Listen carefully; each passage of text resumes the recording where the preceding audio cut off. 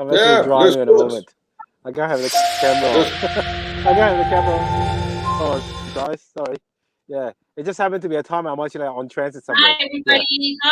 Hi, speakers. Hi, viewers. Sorry, and speakers of today's session, VCTV, the Venture Capital TV from LATOKEN.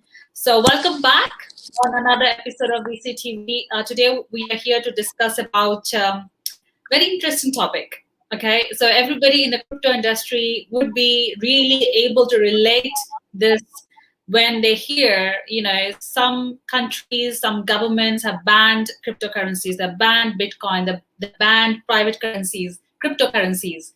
So everybody who actually are in this space, they would understand the pain points. So yeah, let's discuss this topic in a bit detail, like why some governments do ban cryptocurrencies. We need to understand the reasoning behind this, because there has to be a reason. They just don't ban like that. Okay, let's just hear it from our speakers. They're from different countries, so they cover different jurisdictions. So let's just hear from them about their countries as well. So before that, let's start with a quick intro and background of each of the speakers that we have here today. I'm going to start with Thomas. Hi, Thomas. Welcome back. How are you? I'm fine. You? I'm great. Thank you for asking. All right. So you want to know about why governments ban cryptocurrency? It's very simple. Control. Can we have a quick round of intro about yourself, like which company you represent? I am the managing partner of 365 Agency. We help businesses getting funded around the world. I'm deeply involved within the blockchain space, also crypto. And I have been a business entrepreneur since I was 23, and now I'm a little older, so for many years. Thank you, Thomas. We have a quick round of intro about all the speakers, then we take the question. Next, I have Wayne. Hi, Wayne. How are you? You're on mute, Wayne. Let me just unmute you. Yeah. So yes. Good afternoon. How are you? Where are you dialing in from? Good afternoon. Yes, I'm from Melbourne, Australia. I'm also one of the directors of My Votes Technology. Yes. So my background is in politics, and do have an extensive involvement with cryptocurrency in Australia. Wow. So you have connection. Did you just say that you have connection with politics? Yes, I was the one of the first candidates in the world to participate in a city mayoral election using direct vote as my sole platform. Wow. So you are the right person to be on this show today to discuss about why some governments are banning cryptocurrencies. Great. Thank you, Wayne. Thank you, Wayne, for joining us today. Okay, thank you. Let's next I have Anuj. Hi, Anuj. Welcome back. How are you? I'm good, Sunny. Hope everything's well on your end as well. So yeah, quickly introducing myself. I'm the founder of Yellow Sapphire Technologies. Prior to this, being a startup entrepreneur for almost a decade now. Started 3 ventures in the past. Most recent one was an app called Kiwi, from which we took an exit back in 2018. And now with Yellow Sapphire, we are working with early stage startups and growth stage organizations across the world through different accelerators, through different incubators, primarily focusing on blockchain. When I say blockchain, I mean blockchain technology in specific, not really into cryptocurrencies, because as we all know that India was one of the first countries to ban cryptocurrencies back in 2018. So yeah, exciting session. Look forward to having discussion with the panel on this topic. Back to you. Thank you, Anuj. Thanks for the intro and welcome back on VCTV. Next, I have last but not least, Dr. Shrikant just joined us. Hi, Dr. Shrikant. How are you today? Very good. Thanks for asking. I hope all's well at your end as well. I am a legal counsel who advises various, I would say, Forbes 500 in India. I also act as a counsel for the government in certain matters. and I'm here to talk exactly about why cryptocurrency is banned. So I'm a for the banning of cryptocurrency. So okay, so I'm coming in three. Okay. So I'm exactly here to talk about why government is banning and give you some rationale behind it. Great. Thank you so much, Dr. Shrikant. That's a little bit of echo, but that's okay. We can hear you. So yes, thank you so much for that quick round of intro, Thomas, Anuj, Dr. Shrikant, and Wayne. Thanks for joining us, joining VCTV and me on this panel. This topic is something very, how to put it? People would like to say why cryptocurrencies are good, right? Not like why they're not good, why governments are banning. So the relationship between governments and cryptocurrencies has always been very tense. We all know that, right? In some countries, this has led to outright bans on buying, owning, and trading. So the outright banning of cryptocurrencies may have happened, I remember, in 2017, 2018, coinciding with Bitcoin's bull run. So as the central banks and governments noticed a surge in interest in cryptocurrencies, ignoring this growing market was no longer an option for them, right? While those were the biggest years for bans like 2017-18, some countries continue to consider prohibitions on these coins they can't control. Okay, I see that people are coming back and forth. Okay, so let's just talk about first of all, why, not why. What are cryptocurrencies? What problems are cryptocurrencies solving for the government, if at all they're solving anything? And how they and why some of the governments, like we know that we just heard in the news El Salvador has used Bitcoin as a tender, right? While some governments are in favor of cryptocurrencies and Bitcoin specifically, other countries, other governments are banning or putting in more restrictions. When somebody wants to buy, trade, or own. So let's just start with Wayne. Hi, Wayne. Let's just start with you. So thank you. Let me start. Yes. So Australia is always a later adopter of any technology or new innovation. So it jumped onto the crypto currency and trading much more later to compare the rest of the world. But when it does, it takes a very much a cautious but still a very pragmatic approach to it. While we actually recognize the risk associated with investing or trading with cryptocurrency, the Australian Tax Office have already recognized that it does carry value. In such, now they've actually legislated new taxation policy on crypto, which means that they recognize the value, they recognize they actually store intrinsic value. That's why they already start taxing it. Last week, okay, the financial market in Australia has already accepted the concept of fractionalizing real estate property in Australia, which is still considered a very prime property as well as the world property market concern. And there is already move to fractionalize and digitize Australian property asset into security tokens. So while the government is very cautious and it does limit the amount that we can invest at any time, okay, it does recognize its potential. It just needs to buy its time to establish the appropriate policies so that it can actually catch up with, the market, the practice, and the risk associated with it. So Australia is a bit more different. It's where it wants to have some control by delaying. Unfortunately, it delays everything, including our vaccination program. So we're severely delayed. But in doing so, it's trying to put forward more constructive policy. Okay, so then the rest of Australia can catch up with the world in terms of digital currency and digital asset. So today, I've actually participated in another little small forum about a digitization of Australian real estate asset. There you go. Oh, fantastic. So if I understand correctly, Wayne, so you're saying Australian government is very pro crypto, but they are obviously putting in some policies. They're working towards putting in some policies and regulating the crypto, but they haven't banned it, right? That is correct. They need to buy time so they can establish policy that is favorable to their legislative framework. So delay and try to establish policy, again, exerting a bit more control over it. So then the dynamics of the cryptocurrency in the Australian market is somewhat a little bit more tamed. That's what I hope to see.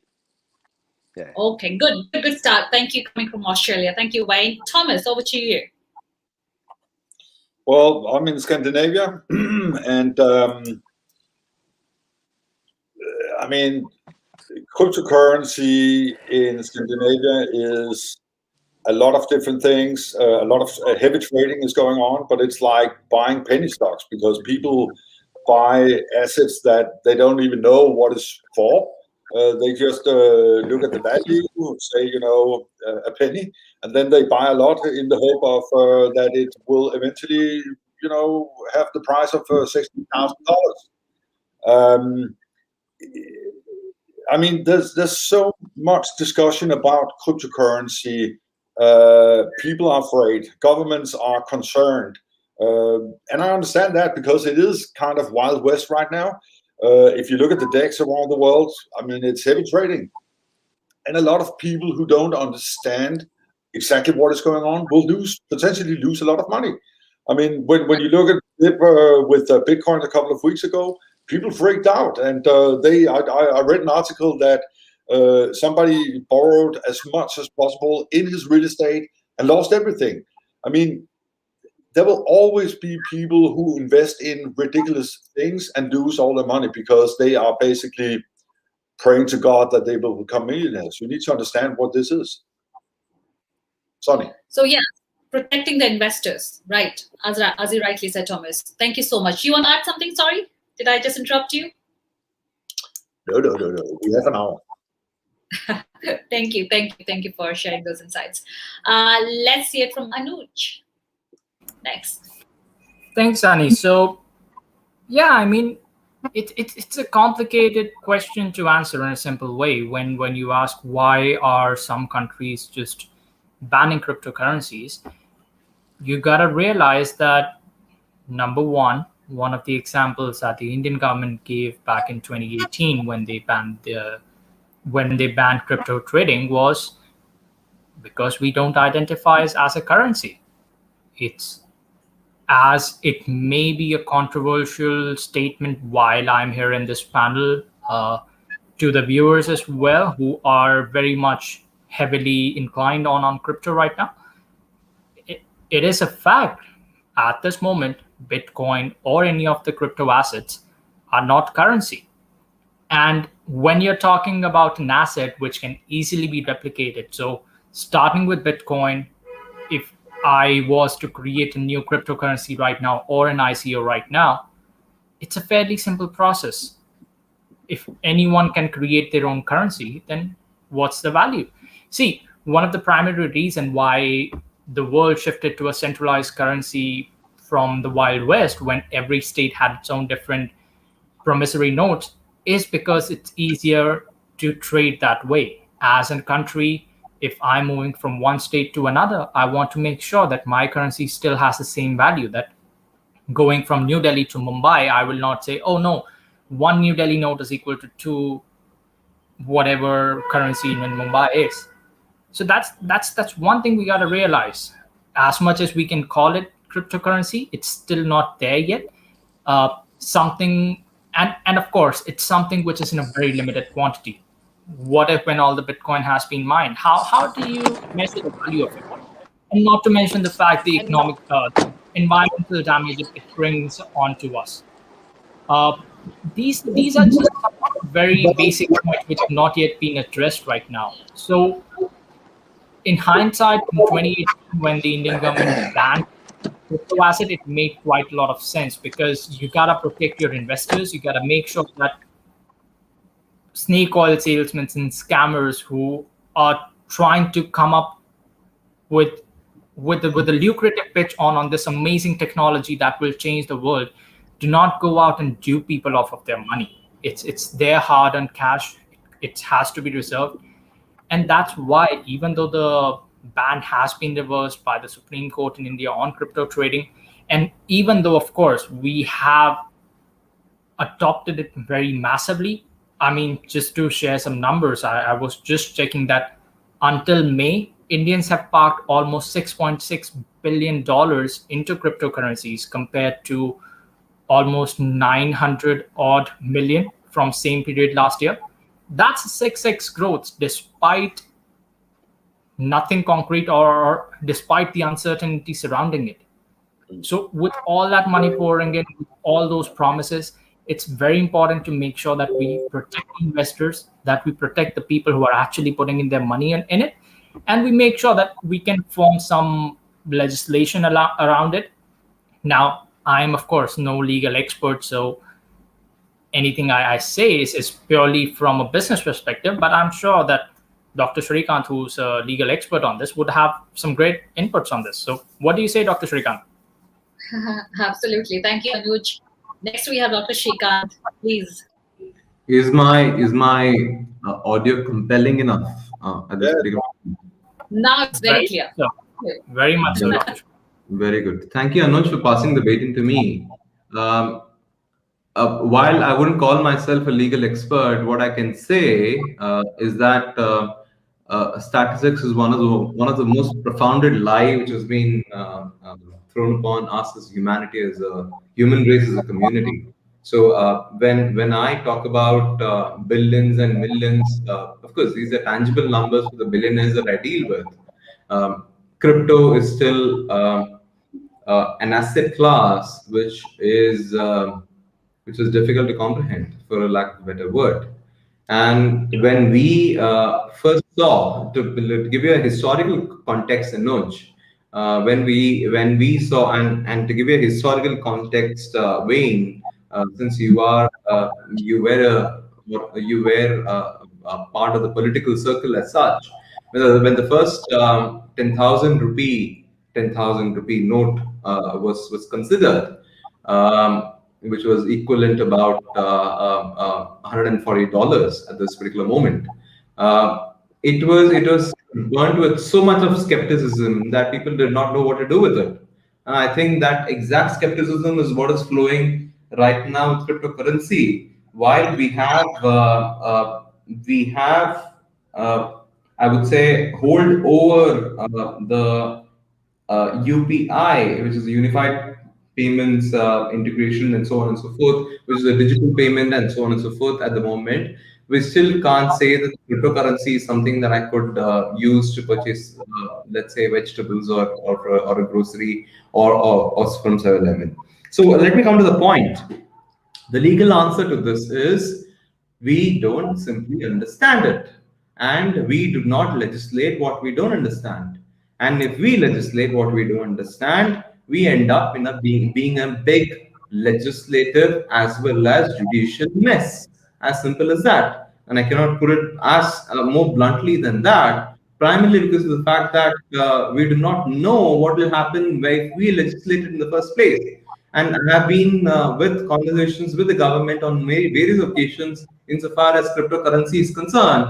And the government is, while being proactive about it, does not, and I understand the apprehension which is coming from the government. And any government for this particular matter, I wouldn't call even governments which have crypto as an asset class, even if Elon Musk tweets various tweets about Dogecoin, am I getting it right? I don't know if I'm getting it right. Yes, Dogecoin. Pardon my not knowing about it. And that is an example of I, as a person who sits as a party to counsel the government, I do not know about it. I'm aware of it. I know what happens when somebody tweets. I know how the stock prices go up, but I do not know. So exactly that is exactly the reason why I think there is apprehension, and I can say sturdily and with a lot of confidence that no government in the world knows exactly how crypto works. And even the cryptocurrency miners themselves do not know how it works. I'm sorry if I'm offending some Chinese miners over here. I'm sorry, you do not know how it works.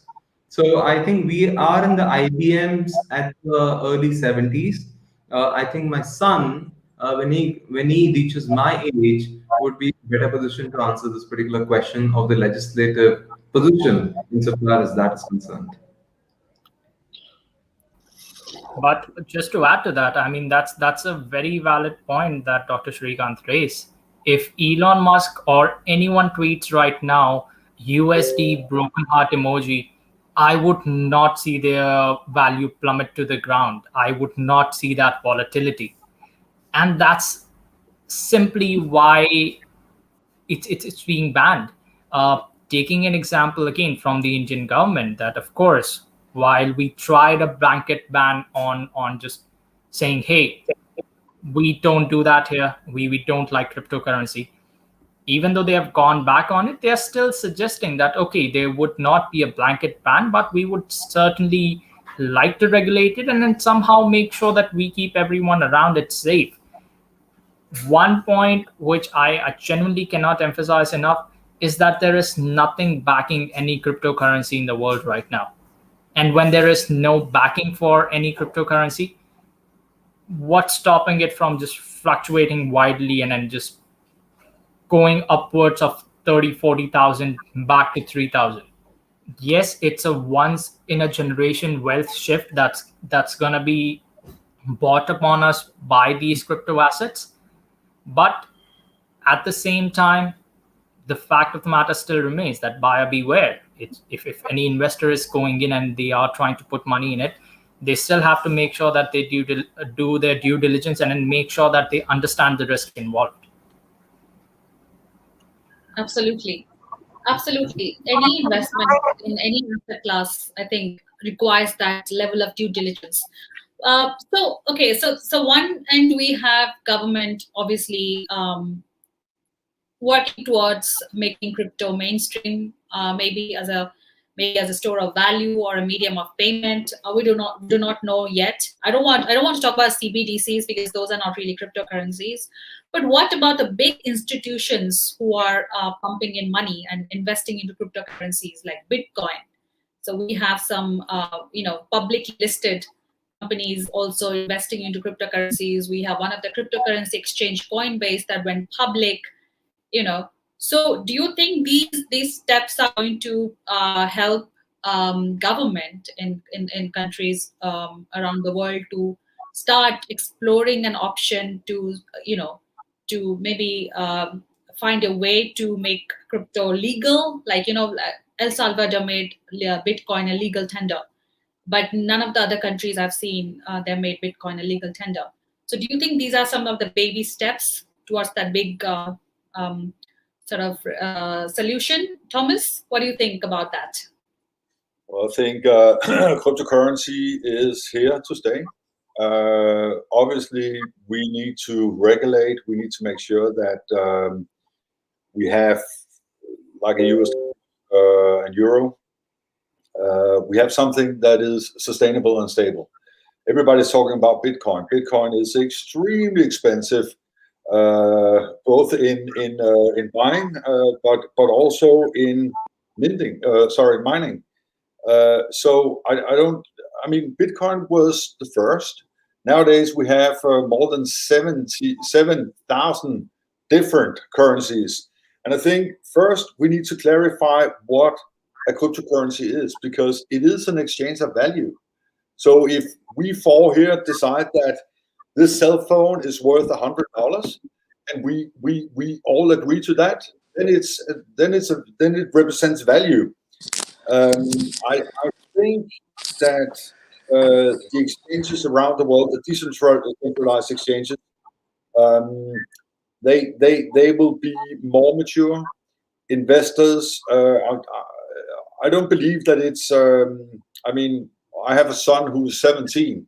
He's buying crypto assets, cryptocurrencies, because his friends is buying cryptocurrencies. And when I talk to them, they don't know what they're buying at all. They just agree that Dogecoin is amazing, and now they're all buying that because Elon Musk is doing tweets. And of course, if you have a global economy that is basically successful or unsuccessful based on what celebrities are tweeting in 2 hours time, we won't have a financial system anymore.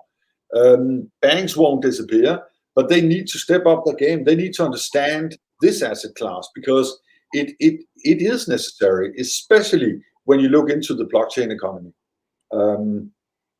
Regulators, if they don't understand it, they should hire people like Angie and I, so we could explain in details what the ups and downs are in terms of digital assets. And I mean, governments are issuing e-money licenses. Some governments are issuing cryptocurrency licenses right now. So you know, it's similar to a bank license, but we can't have 14-year-old dudes running around the street creating a digital asset, starting selling it to friends. And you can actually do that. I own a company together with some other people, algodesk.io, where you can create your own cryptocurrency in less than 2 minutes. So everybody can do this, but it doesn't represent any value unless other people are interested in buying it to support a company or something else. So I think digital currencies cryptocurrencies are programmable money. Try to imagine what we can do with programmable money in the future. So don't fear it, embrace it, and study it, and try to understand it. And of course, there will be tons of people and businesses who will lose a ton of cash because they invest blindfolded. Very good points there. I just want to sort of highlight on the statement that you made, that Elon Musk tweet actually influenced a 17-year-old to start investing into cryptocurrencies, even without understanding what that asset class is. So do you think it's not only your 17-year-old, probably, you know, the millennials all over the world should maybe under the FOMO effect, like we don't want to miss out on this, right? So how does government, like, do you think, sorry, my question is, do you think institutions like this, like are actually trying to make crypto more mainstream? They're actually working with the governments in making that mainstream, or do you think they are working against the government? Wayne, what do you think? Like, you know, a 17-year-old getting influenced, even though the 17-year-old doesn't understand the asset class, getting influenced by Elon Musk, who's a big influencer himself, to invest into crypto without knowing if that asset class is going to grow, or probably he's going to lose all the money. So what's your take on that? What do you think? Why is it so? Oh, Wayne. Okay, let me just, because you were part of the you are on mute. Let me just, I'm trying to unmute you. So yes, I'm here. Because Wayne, you were working with government and part of government, yeah.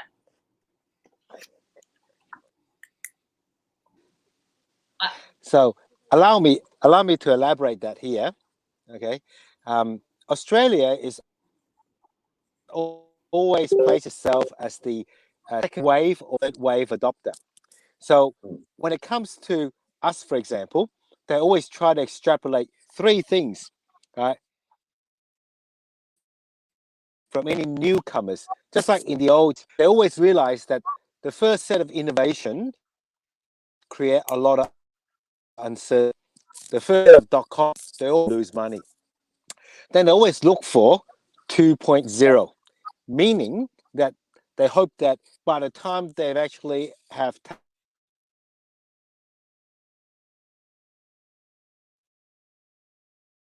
It's a very bad line. When you're frozen, sorry, I was on mute as well. You're frozen on us. I see another Wayne joining us as well, like I'm probably on the screen. Anuj, would you like to take that? Influencers versus government. Okay, carry on, Wayne, you're back. Yes. So I'll be quick. Okay. So Australia have always been the second wave or the third wave or adopter. So by the time they actually catch on to it, they hope that they've actually got onto a generation or 2.0 version of any new innovation. Okay. So what it means is like, by the time we are now moving towards it, they hope that the actual crypto market would have had a lot of safeguards into it that will probably stop a lot of unpredictability and volatility. In such, for example, they see that the tokenization of asset, real estate asset, other commodities, because there are real backings, real intrinsic value that actually back behind it. They see this as very much like a version 2.0, where there is some predictability, stability. Okay, so then it actually minimize the government risk as well as the population risk in there.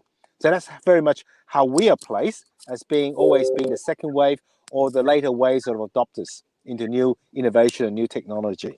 I think that's a use case we cannot miss out, like really back to a real estate or cryptocurrencies, which are considered securities, back to a real estate asset class. I mean, obviously, yeah. I mean, that's the future, I guess. Thank you so much, Wayne. Yeah, please carry on if you want to add something. Sorry.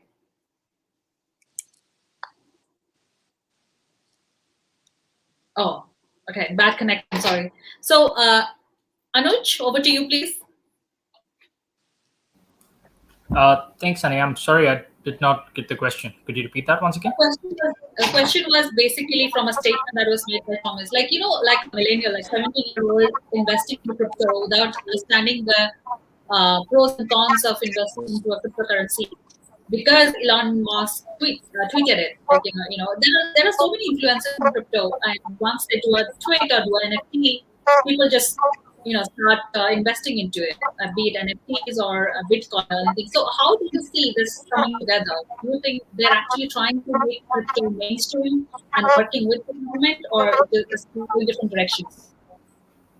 So again, I mean, complicated question that I can't really answer simply.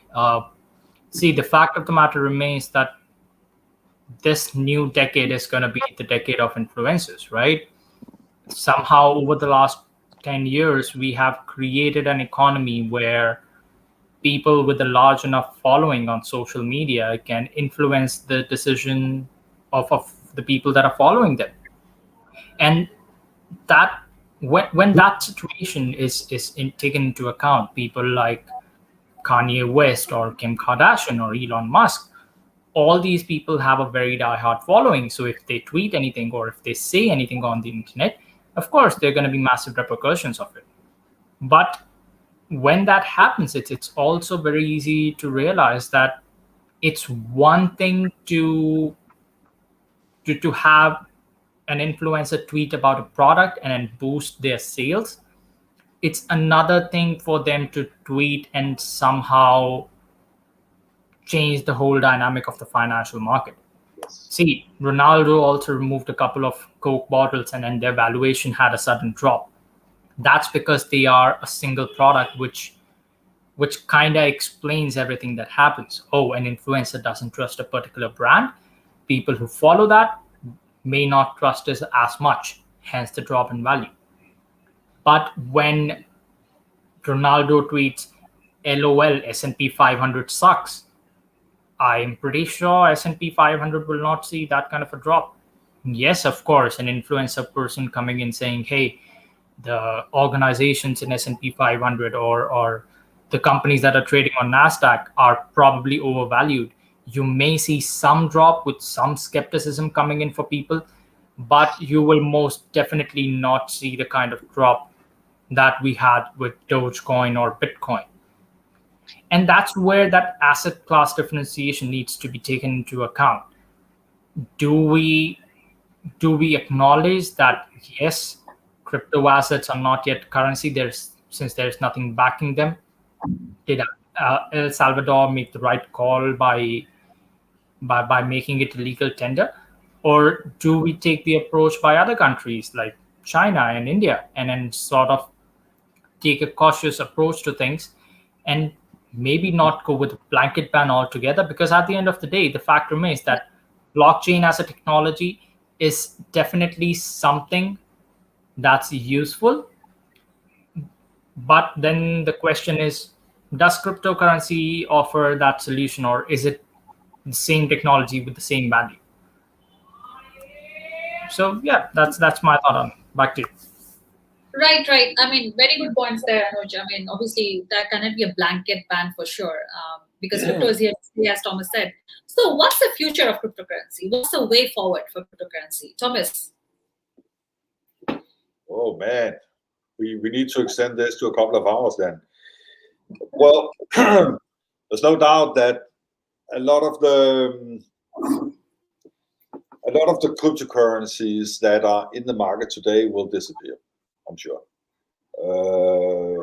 We're not supposed to have 70 million different types of asset classes. There's no reason to. I think there will be some sort of regulations that set a set of rules for what you can and can't do in terms of crypto. I mean, so if the asset class of real estate, as an example, that's understandable for most people. But if you have a new tech stack and a cryptocurrency that is combined into the new tech stack, very few people will understand it. Maybe the people who are developing on the tech stack will understand it. But I think it's at the end of the day, it's an exchange of value. Yes, there are people who became extremely rich because they were a part of the first mover movement, which is fine. But I think a lot of the cryptos will disappear. There will be a lot of not a lot, but there will be stable coins that are sustainable and people have trust in them. Maybe they're even backed by the government or even controlled by government. Because at the end of the day, if you can transfer funds from A to B anywhere in the world on 4.7 seconds, why should I call a bank? Why should I use a credit card? It takes more time to pick up my credit card and tap in the numbers to do a transaction than just a click on my cell phone. Boom, I just paid you. Absolutely. I think absolutely that's a point there. Anuj, again, what's the way forward? And as Thomas said, stable coin. The JP Morgan coin. Is it cryptocurrency? You think it's a cryptocurrency? I mean, to be honest, I'm not really high on it. I have a slightly different take about this. Like Thomas said, most of these cryptocurrencies are going to disappear because, in a very simple manner, we are living in a time where every country, every individual, every organization is trying to be environmentally cautious. Now that we understand the environmental cryptocurrencies and mining those crypto assets takes, it's most certainly something that people would want to consider once again. The way moving forward, as I see it, and I'm probably going to get a lot of heat for saying this, but the current system, the status quo will still remain. Any crypto bro that's out there that goes, OMG bro, crypto is going to destroy the banks altogether. No, my friend, that's really not going to happen. Right. We have a foundation stone in these institutions. Anyone who thinks that cryptocurrencies can come in and replace these foundation stones and then somehow create a new world order, I don't see that happening. I may be wrong. I mean, I'm no prophet, and then I just have my own assumption and my own opinions. But yeah, my belief is that more and more financial institutions will adopt this technology, develop, as Thomas said, stable coins, which are not used as a currency in itself, but as a technology system altogether. As I said earlier in the session, that identifying them as currency in one thing, but identifying that as a technology is another. If you can just like credit card, right? I can just put in my credit card number, send money from one place to another in a matter of seconds. Maybe this system will push banks to upgrade their system, move on from their antique legacy monolith system into a more secure system, where if I'm making transfer from one point to another and it can be done in a matter of milliseconds, fantastic. But at the same time, with those stable coins, another implementation that would be brought in is tracking. Because one of the main reasons why every country is sort of hesitant about Bitcoins and other crypto assets is because of the anonymity it gives you. Uh, Give a person a mask and they will reveal their true face. That's an old saying. When you give anonymity to people with their money, there's going to be a lot of tax fraud. There's going to be a lot of illegal activities for which this money is being used. I don't see the mafia saying, "Hey, can you wire transfer me $1 million for some heist or for a drug trade?" That's where Bitcoin is being used. And then if that's going to be the case, that's where I don't see that being a legal adoption. Because living in a civil society, you got to realize that there are some things that we just want happening more prominently and more easily. So stable coins, which are being adopted by financial institutions, that's acting as a way for one person to send money to another person, that can still be tracked. So I know who sent money to whom, and I know that none of it was for any illegal activity.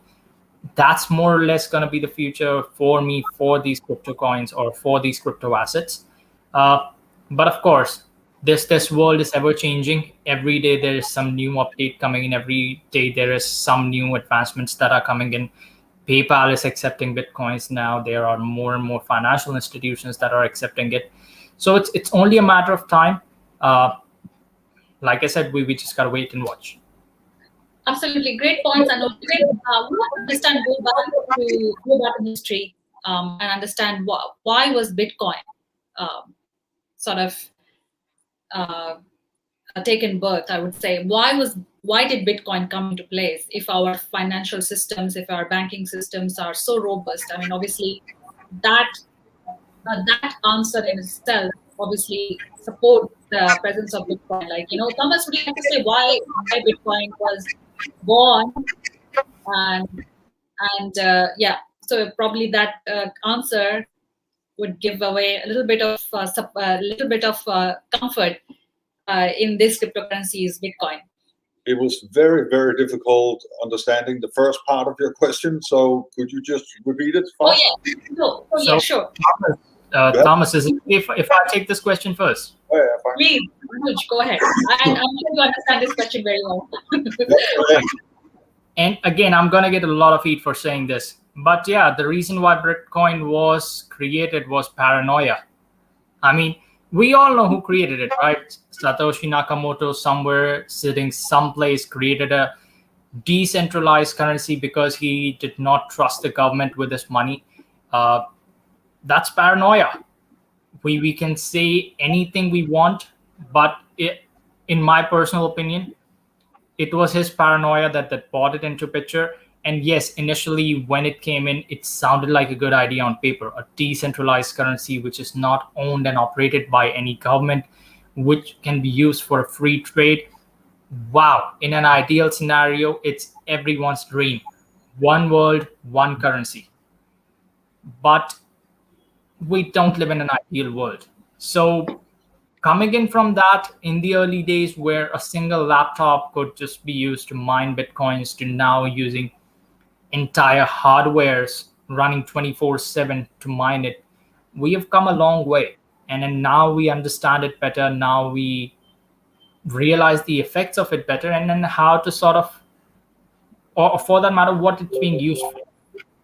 And then once we have the clarity on all of that, it's now more or less the come to God moment where you gotta ask the people, do you trust this? Do you really want to adopt it?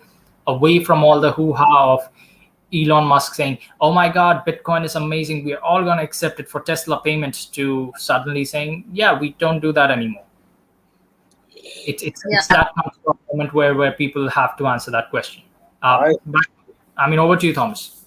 I think the reason why Tesla didn't accept Bitcoins the week after was probably because his board said, we are doing electric cars, yes, and the consumption of electricity in mining a Bitcoin, do you know what that is?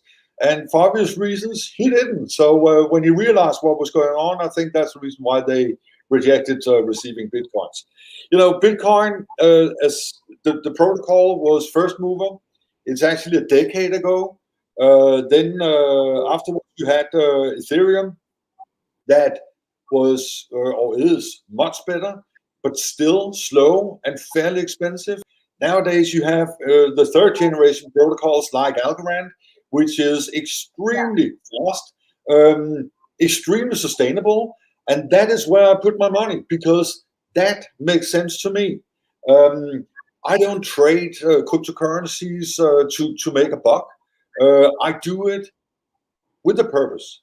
So I need to transfer from A to B or at least exchange of value.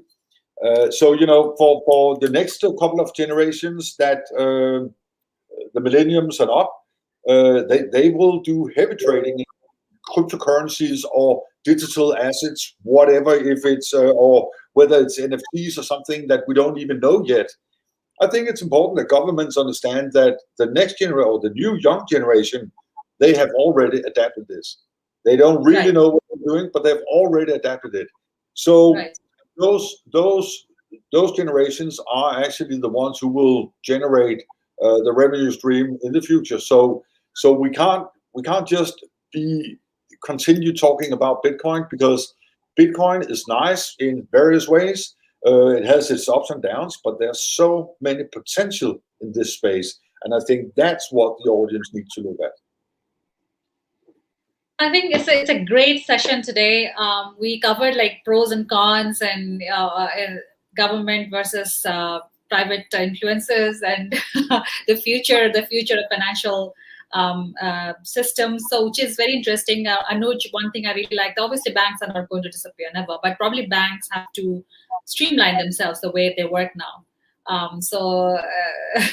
Great show. Let's take some quick closing thoughts before we wrap up the show. Let's start with Anuj, yourself. So quick final thought. Blockchain is here to stay. Blockchain is here to stay. Do I say the same about cryptocurrencies? Not so much. I think there's still a long way to go. We are now, as Thomas said, in the third generation of the protocols. There is probably going to be a couple of more iterations into the system before it becomes viable enough, before it becomes stable enough, and before we can actually see the final solution that it's bringing to the table. Unlike most organizations, unlike most technologies, where you have a problem statement first and then you bring in a technology to solve it, we are going the opposite way with cryptocurrencies and with blockchain. We have a solution. We are trying to find what problem would it solve. We have the key. We have to find the lock. So yeah, the future is exciting. There is still a lot more potential. There's still, as I said, going to be once in a generational wealth shift because of crypto assets, because of blockchain. And I'm keeping a close eye on it. So should everyone else. Thank you. Great closing thoughts. Thank you, Anuj, for sharing those thoughts. I think my closing will be, 12, 14 years ago, phone companies tried to ban internet phone software. That basically says it all. And of course, they didn't succeed. And nowadays, we are around the world having real-time conversations at a fraction of the cost of an ordinary phone call.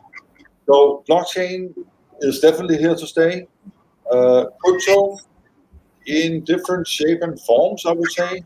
Organization, no doubt. Great.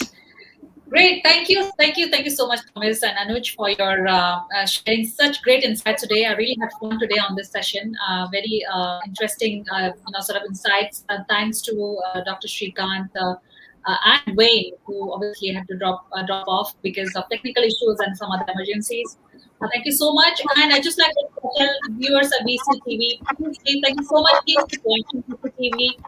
Your comments are very, very important for us to improve on the service that we provide on VCTV and topics that we cover, basically.